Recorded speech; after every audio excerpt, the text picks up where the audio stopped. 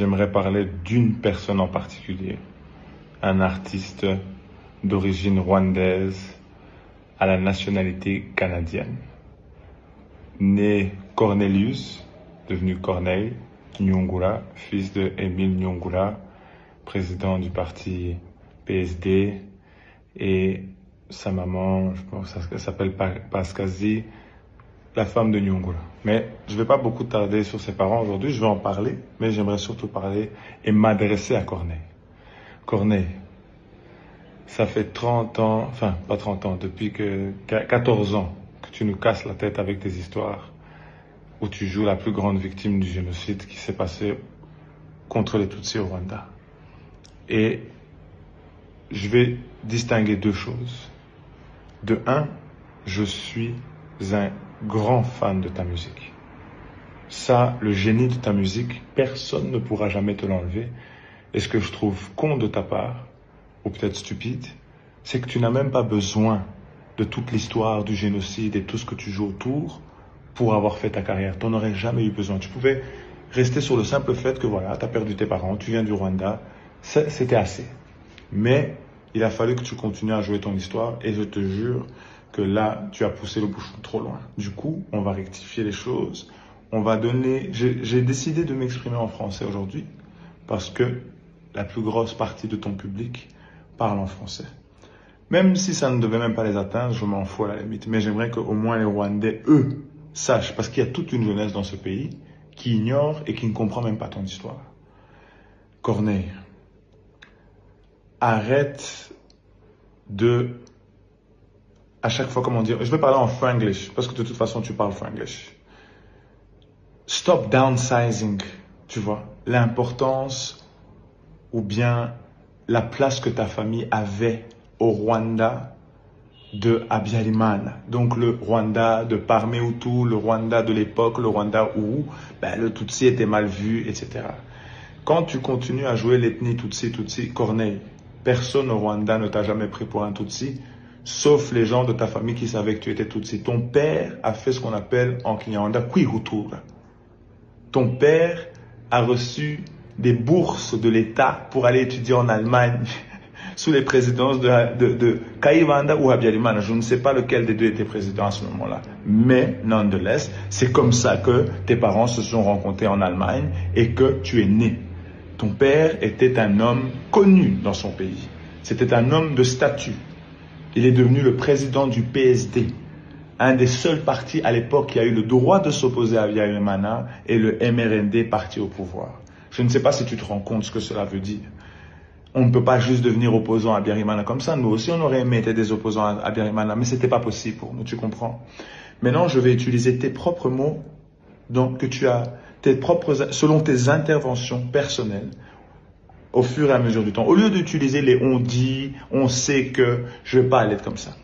Je vais utiliser tes propres interviews pour te démonter et démontrer aux gens avec 1+1 que tu sais exactement ce que tu fais et qu'au fait, tu es juste un négationniste et tu restes toujours dans la subtilité, un peu comme un gars qui masque son art. Tu joues le japonais, mais en soi, laisse-moi te dire ce que tu es. Tu es un négationniste et tu soutiens le pouvoir qui était à l'époque celui donc de Habyarimana et du MRND et de tous ces gens-là.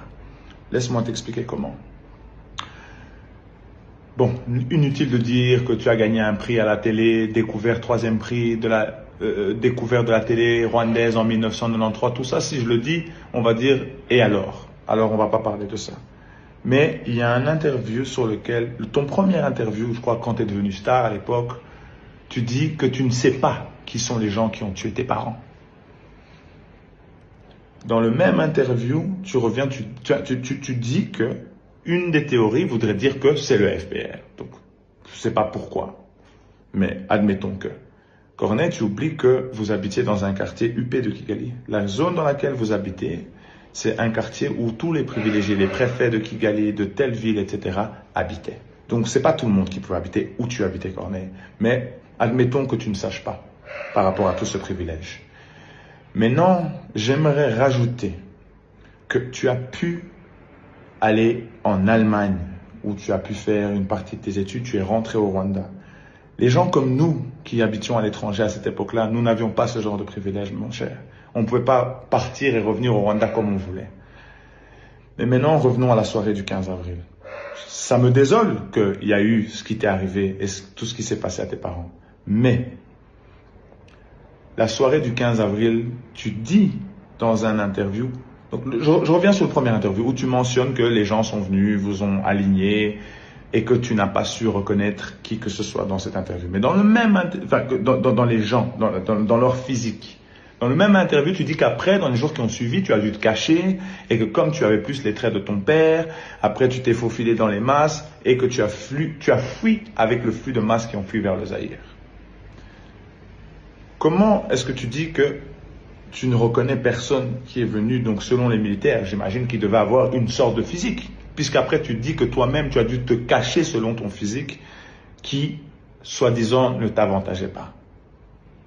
Ça, c'est à la limite un interview où tu étais encore très jeune. Mais dans un de tes derniers interviews, là, Orage, je sais pas quoi, tu précises très bien quelque chose, deux choses qui m'ont, moi, directement montré ou démontré ce que j'ai toujours su, que tu es un négationniste, Corneille.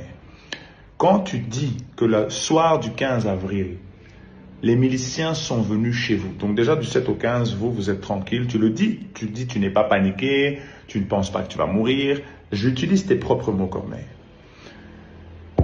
Tu dis que le soir du 15 avril, quand les miliciens sont arrivés, ils ont demandé à ton père, Émile Nyungula, si jamais il cachait des cafards chez lui. Corneille, je t'assure que jamais dans nos familles à nous, on est venu nous demander si on cachait des cafards. Les cafards, c'était nous. Tu comprends? Chaque membre de ma famille, quand on est venu nous tuer, c'était nous les cafards. On nous a jamais demandé si on cachait des cafards, Corneille. Je ne sais pas si tu te rends compte de la bêtise que tu as faite en mettant ces mots en vidéo. On a demandé à ton père si vous cachez des cafards. Et tu dis bien, on cachait l'enfant qui avait survécu d'une des maisons de nos voisins, un bébé. Et que ça a créé un problème, ils l'ont su, donc ils se sont fait tirer dessus. Ensuite, tu rajoutes qu'avant de fuir dans les jours qui ont suivi, tu as eu le privilège. Tes voisins sont venus vous aider et vous avez enterré tes parents. Mais comment tu as fait? Dans quel monde tu as eu le temps d'enterrer tes parents? 8 personnes de ta famille. Je suis désolé, hein. Mais on est tous Rwandais, on a tous vécu, donc tu vas pas commencer, hein. On va pas jouer à ce jeu-là. 8 personnes. Toi, tu as eu le privilège d'enterrer les tiens. Chapeau, mon gars. Chapeau. Ensuite, comment est-ce que tu as su à 16 ans où est-ce qu'il fallait fuir et avec qui il fallait fuir? Je te rappelle encore, dans un des interviews que tu as fait à l'époque, Dément ose venir démonter tout ce que je dis dans cette vidéo. Dit, je n'ai jamais dit ça. Et ensuite, j'amène toutes les images et je les mets à l'appui. Pour l'instant, je te laisse le bénéfice du doute. Même si, en soi, moi, je sais déjà où tu es. Tu as dit, un des amis de ton père t'a reconnu à la frontière à Gisenyi. Moi, si je te raconte l'histoire de ma famille à la frontière de Gisenyi quand ils ont essayé de passer la grande barrière, mon ami, c'est pas celle d'une Jeep qui l'a fait passer de l'autre côté, tu comprends? Tu étais un enfant privilégié, tu faisais partie du régime au pouvoir.